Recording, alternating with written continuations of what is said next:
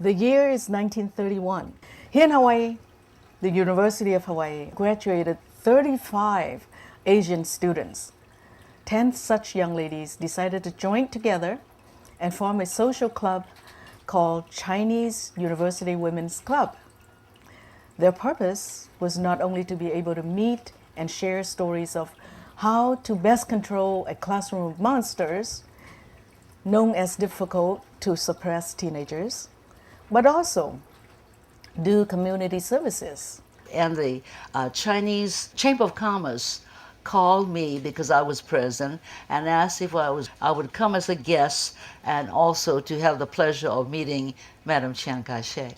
And that time the papers played up an article, a headline article, implying that she was very snooty because she slept on silk sheets. I happened to be near her and I spoke to her.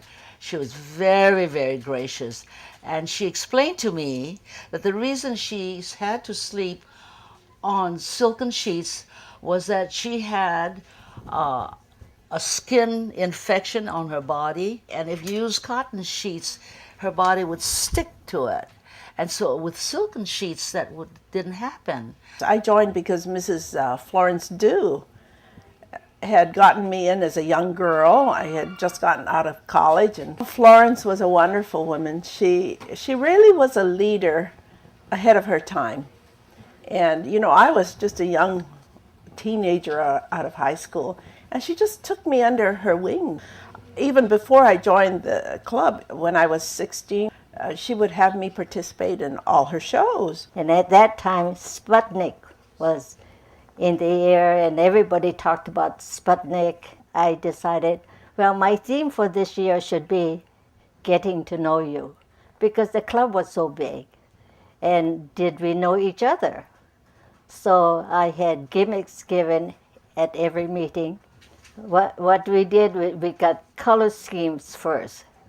You know, all yellows sit together, and lo and behold, just like children, they began switching colors so that they can sit with their friends. We got outfits set up for kids, you know, to go to outer space with dark glasses, helmets, and whatnot. And it was an exciting year. And people learned a lot about outer space. And I joined ACUW when I had just finished college and got married. And the person who asked me to join ACUW was Elsie Ching, who was a charter member then. And so I was quite young when I joined, just, you know, in my 20s. And I became president in 1981. And that was the 50th golden anniversary year. And all the members donated recipes, and it took 2 years to develop. We sold it for $5 each, and in 3 weeks, we sold out 3,000 copies. And so we printed more. When I was in high school, I worked on my school newspaper, and at the university, I was editor of Khalil. So as the years go by, and as the need came for our club to put out a production, I joined right in, and I enjoyed the work.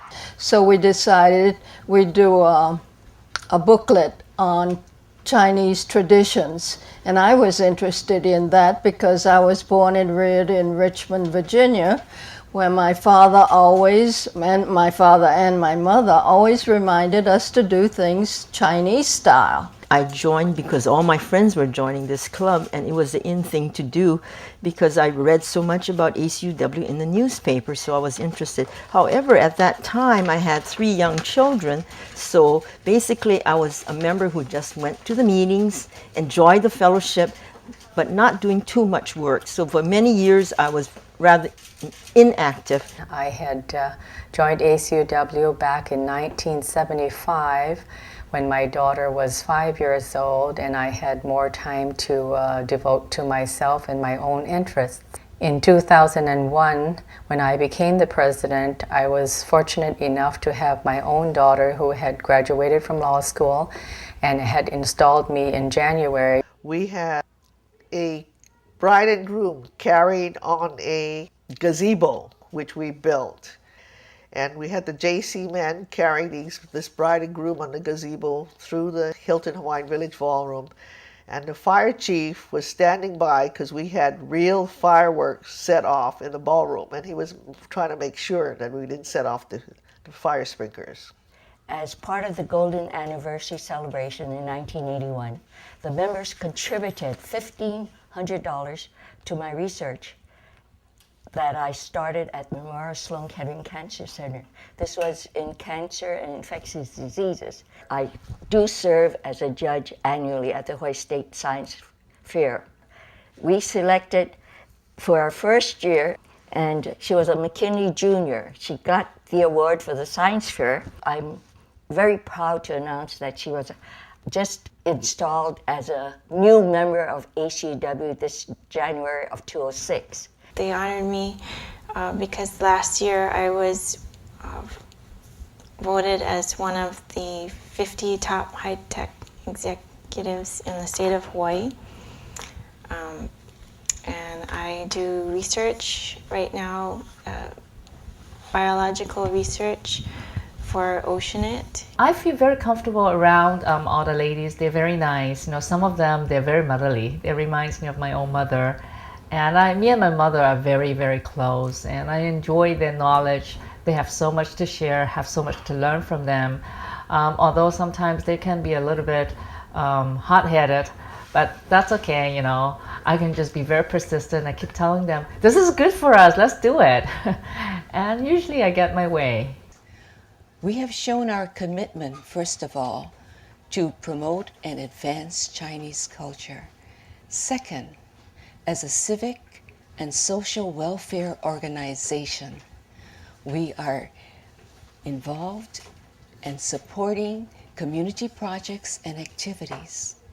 And third, as educated women, we pursue our professional goals and/or carry out our philosophy of life that makes a positive impact on